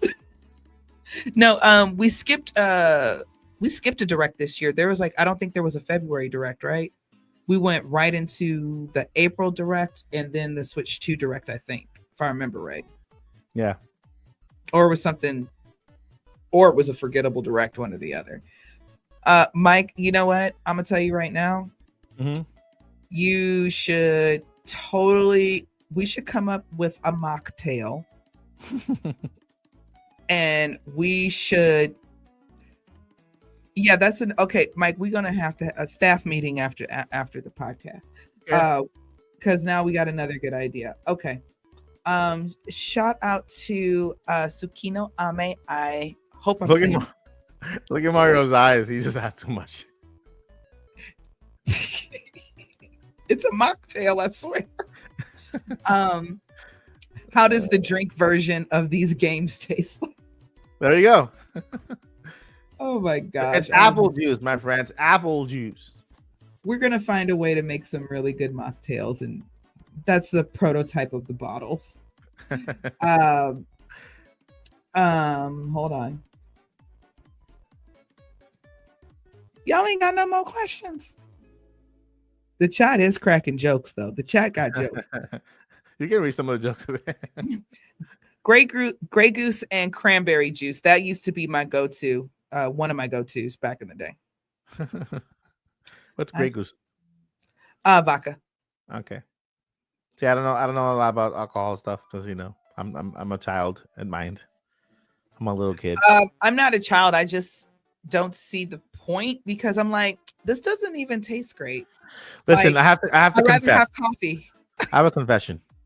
Okay. Uh-huh. I a long time ago, I went to this amusement park with my family. Right. It was all creepy, dark and scary. And I was gonna go get in line to this ride. They told me I was too short. They just gonna mock me and everything. So I was just like frowning, walking away. And I found this machine. It's called the Zoltar machine. Oh I happened to put a quarter in it, and I made a wish, and I told it I wish I were big, and I just woke up one day big, and so the next day I got married, met my wife, had kids, and here I am now, 6 years later with the YouTube channel. True story. Mike, I really hope. True I story. really hope. I forgot what company made it, but I hope we don't get sued. Yep. I actually have a picture of it. I have a picture of the moment that I made the wish. Let me find it. Oh my gosh, are you serious? Yeah. I just want to see what he's gonna pull out of his hat here. I really. Wait, I have a picture here of the moment that I made the wish. I have it here. Let's see here. I'm standing in front of the Zoltar machine and making this wish, and all of a sudden I wake up the next day. I'm a big person. I'm like, what the heck is this? Why am I big? I'm like, why can't I be? You immediately met the love of your life and had children. I'm like, I was a kid. I was in elementary school. Why am I so big? Why can't you just turn me into a teenager so I can ride the ride? That's all I want. That's like a little thing for the movie. Like the movie Big. For those of you who have not seen the classic movie Big, starring Tom Hanks, it is wholesome, good fun. So that's an oldie but a goodie. Double check Netflix, double check a few different places. Also, no, I'm not gonna say that. Never mind. There's another Tom Hanks movie from that era that is not so wholesome, but good God, is it hilarious? What movie is it? Big? No, I said there's a movie from that same era. Splash? Era. Not that one. Splash wasn't that bad. I said it's not so wholesome, but it's from. Okay. I'll tell you that. Okay, remind me to tell you that too. I probably didn't watch it if it wasn't Toy Story. Yeah, Sheriff Foodie. You'd watch it because you would find it because you'd like the 80s humor. Yeah. It's you got to remember it's 80s kind of humor versus what we feel is too much. Yeah, it's different. Okay, and also real quick shout out to Chris Lee. I did see your question, dear. Mike and I have both been extremely busy, so I have not reminded him. But Chris Lee reminded me, Mike, the Zelda Legos that you had that Chris Lee sent for me. When you get a chance, could you please mail them on over? Because he's yes, I will. I already got the labels and everything. I just have to drop it off. Yeah.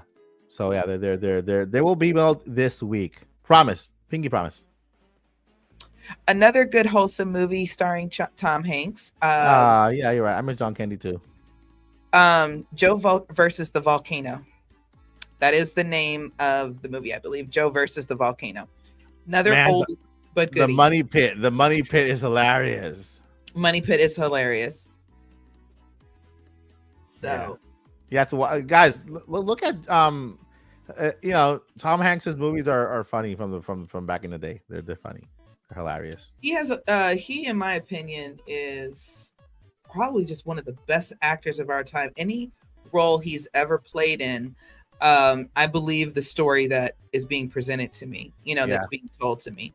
And of course, my favorite Tom Hanks movie of all time is Forrest Gump.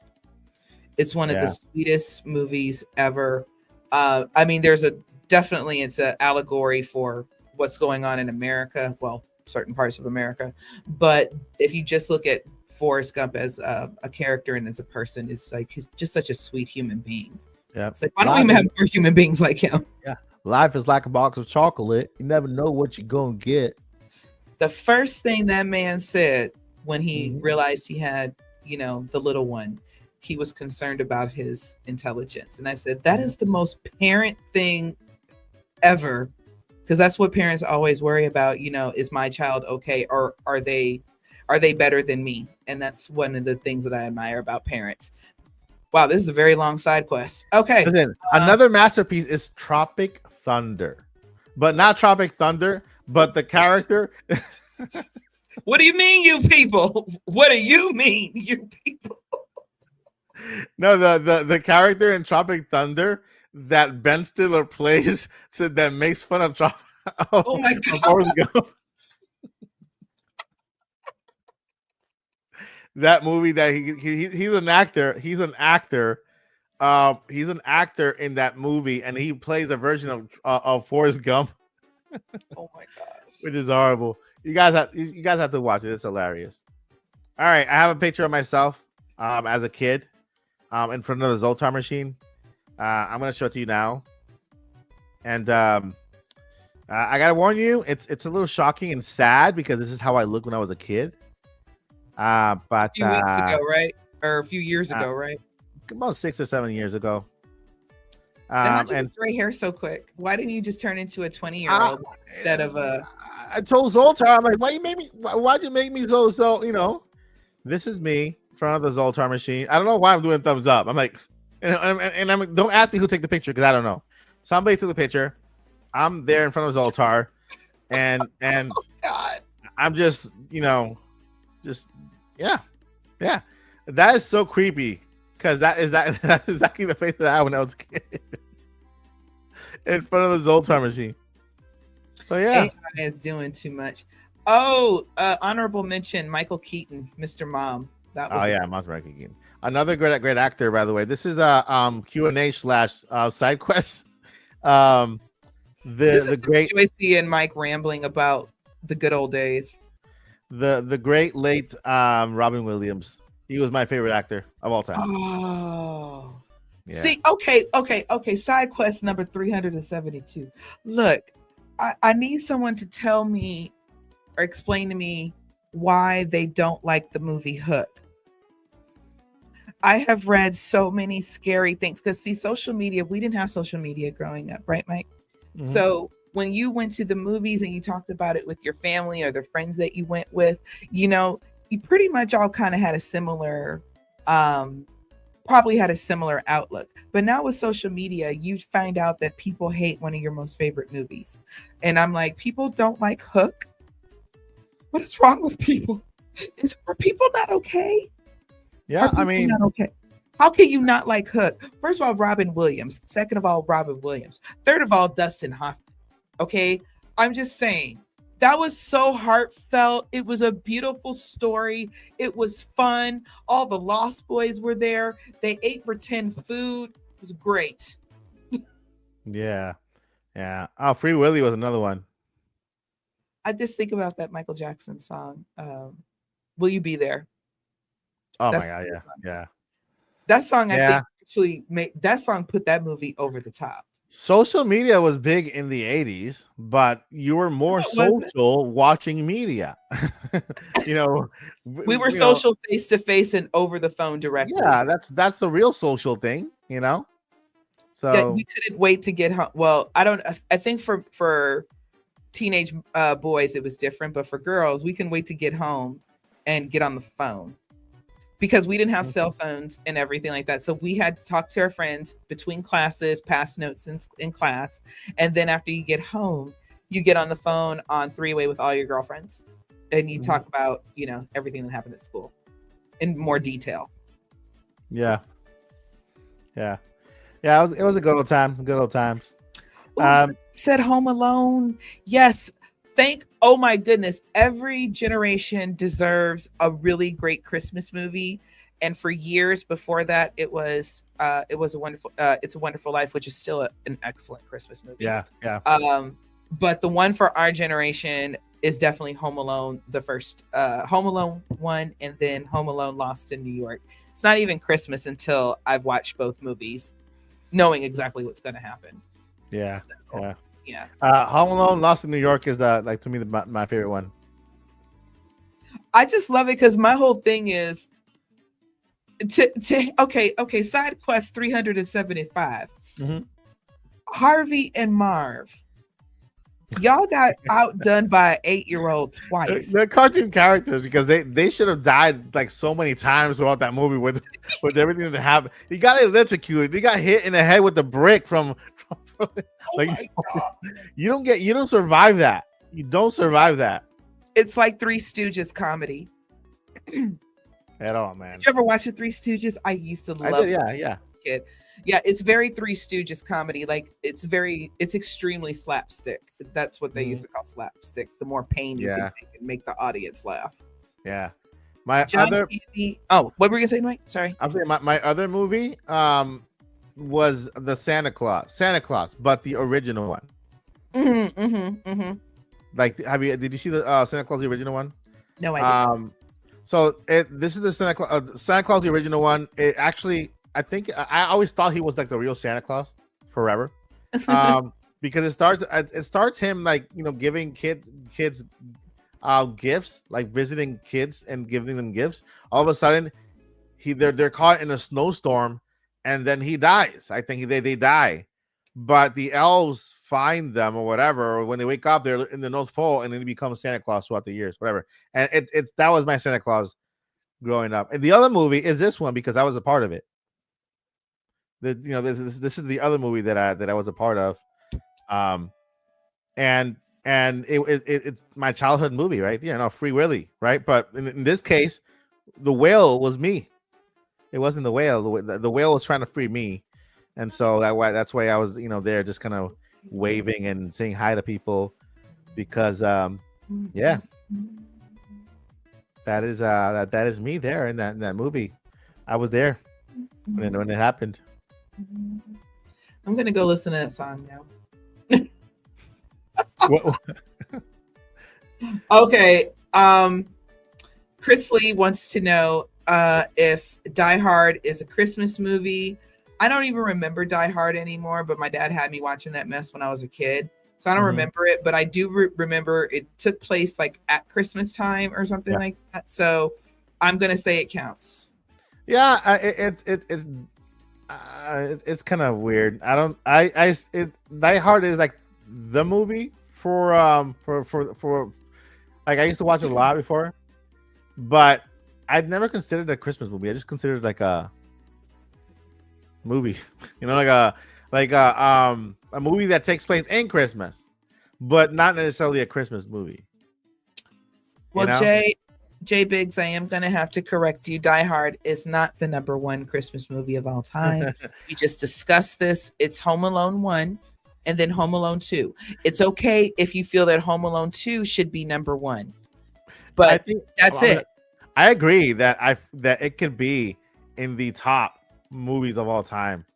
The top action movie of all, #1 movie of all time, I think, is Die Hard. He said it's the #1 Christmas movie of all time, and I'm sorry,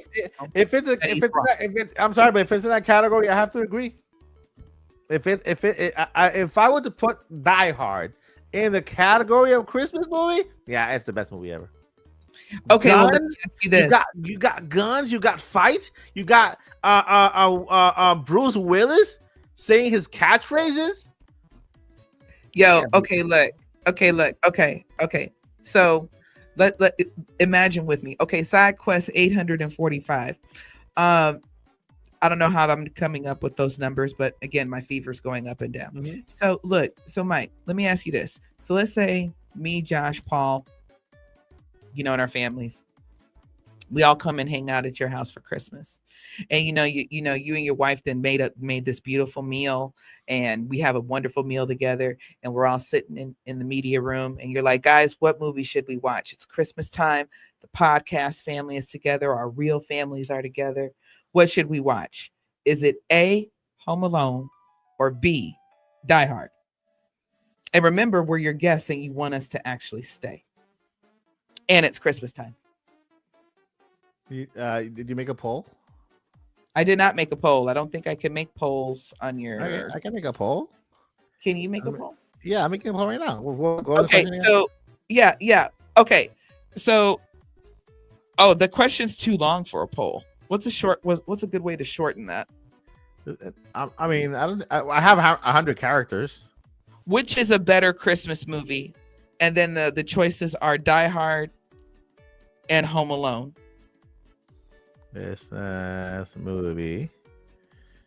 Okay, so there's Die Hard, Home Alone. Does Die Hard, Home Alone? Which is the better Christmas movie? Die Hard, Home Alone, and what's the other one? What's the other one? There's only two, but we can also throw on there It's a Wonderful Life. It's a Wonderful Life. Hey, for anybody who really be paying attention to the pop culture back in the day, A Diva's Christmas Carol is in my top 10. If you know, you know. That was a very good movie. A Diva's Christmas Carol? Mm-hmm. It has, it's with Vanessa Williams, the singer. Mm-hmm. Do you know who Vanessa Williams is? She, Yep. She's she's Will Smith's wife in Independence Day. No, that is Vivica Fox. Okay, yeah. No, I don't know who she is. I know who she is probably by face, maybe. Did you see Soul Food? The movie Soul Food? Let me look it up because it's Soul Food. Soul Food. Or do you remember this? Do you remember the song Save the Best for Last? Let's see here. I know all the actresses in Soul Food. Oh yeah. She's Rick Fox's wife. Vanessa Williams. Oh, Vivica A. Fox. Yeah, I know who she is. Well, now ex-wife, but yeah. So, but Vanessa Williams, she played. Well, she's a singer. She's also was Miss America. Mm-hmm. For all intents and purposes. She should have stayed Miss America, but that's another story. Yeah. And she played in the movie Soul Food. She played Terry, the firstborn child. Mm-hmm. That's alone was scary. But she had this movie on VH1. Back in the day, VH1 was so lit. It had they had their own movies they would make and everything, and they were actually really good. And so she had this movie called A Diva's Christmas Carol, which is of course the same as A Christmas Carol. You know, you get visited by the three spirits and everything. And so yeah, but it was starring Vanessa Williams, and she was played a singer who was a diva in the bad way. Wow. So yeah, there you go. Interesting. Yeah. And you like movies, Mike, so that could be your jam. I do. All right, so we have a poll here. So far we got 6 votes. Come on, guys. Everybody's tired. 6 votes. Guys, your vote counts. Your vote counts. And if you don't know the answer is Home Alone. But I mean, yeah, Home Alone is winning. So yeah, Home Alone is the winner. Let me vote. I'm voting. I can't vote. It won't let me vote. Will it let me vote? It's not letting us vote. The answer is Home Alone. I repeat, Home Alone. Yep.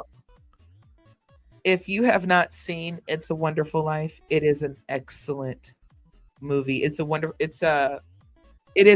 movie that's centered Actually, it's not. I don't even know if it's centered around Christmas. Oh yeah, it is. It is centered around Christmas, but that's not the most important part of the story and everything. It just happens to be around Christmas.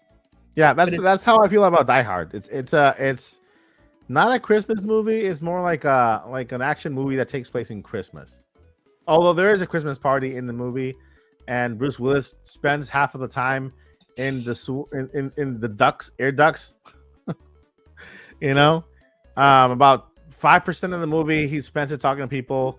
80% of it is catchphrases and like just crawling, and then like the other 10% is the credits. And that's it. That's how I remove that. We're gonna have to watch some movies on here and do commentary on them. Yeah. I also watched Married with Children a long time ago. Yep, it's a good movie. I couldn't get into Married with Children. I just couldn't get into it. I was a Cosby kid. Cosby kid. Mm-hmm. All right, friends. I think this is we have reached the end of the conversation of video games. So we did the Nintopics Extra today. So Nintopics Extra. We'll do this again later on. Like we'll extend the podcast. Non-video game talk. To call it the Nintopics Podcast Extra once in a while. But yeah, it was fun. It was fun. You should put that on the Patreon. Right?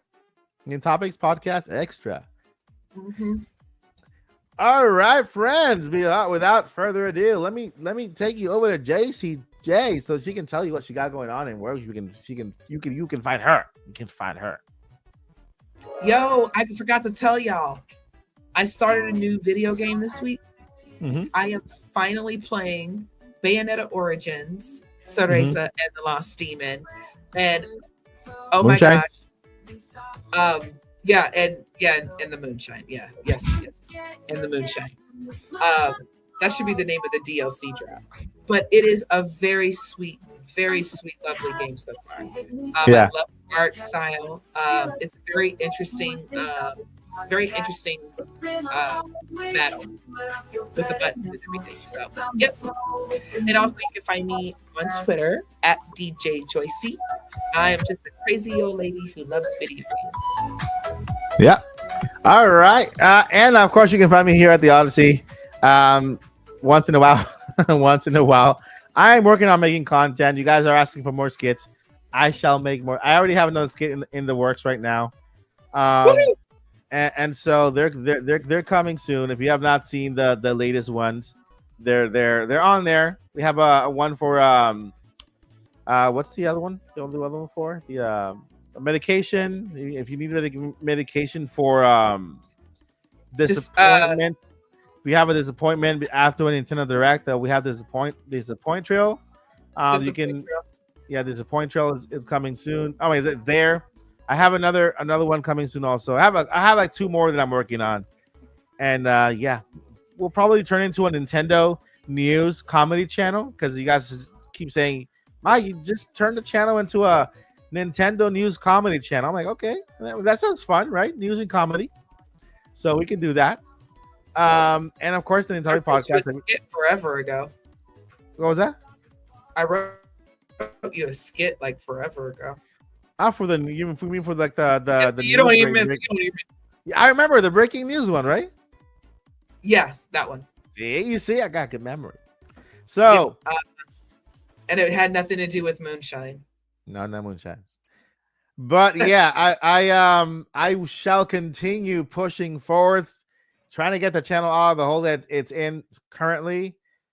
No worries, I'm not going anywhere. You know, I'm pushing forward. I'm already over the dramatic part of the whole process.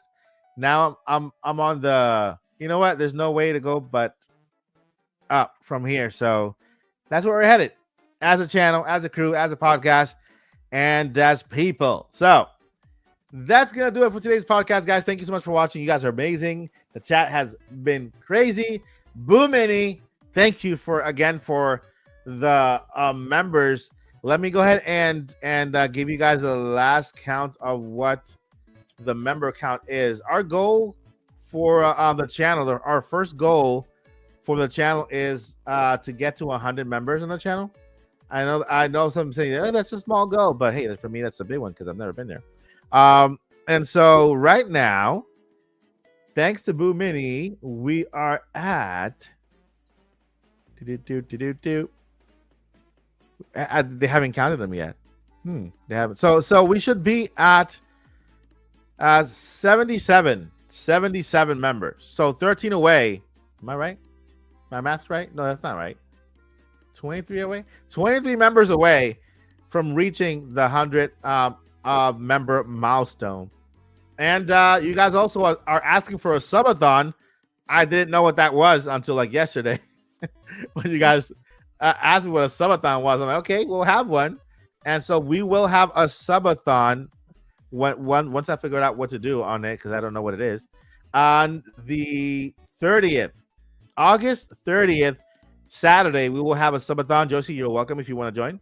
And we'll have fun. We'll play games, talk about video games and movies and stuff. It's gonna be a subathon, so it'll be a lot, just entertainment. Okay. Did you close the poll? I did not close the poll yet. The latest poll says Die Hard 33%. We got It's a Wonderful Life at 11%, and the winner is Home Alone at 56%. Congratulations, you're all sane. Well, we got 33 people saying Die Hard, and then we have another 11 saying It's a Wonderful Life, which I agree with Home And Alone. we accept you just the way you are. Yeah. Summer is wrapping up very fast. You're right. All right, guys. Thank you, guys. I'll see you guys in the next one. Happy Friday. And we'll see you tomorrow. We'll live stream it tomorrow. Tomorrow, day 1 of the countdown to Hollow Knight Silksong, playing Hollow Knight until we beat it. Bye. Never give up. Journey on. Looking for the Have a great night and a great weekend, guys. looking for the out thing. There you go. Out.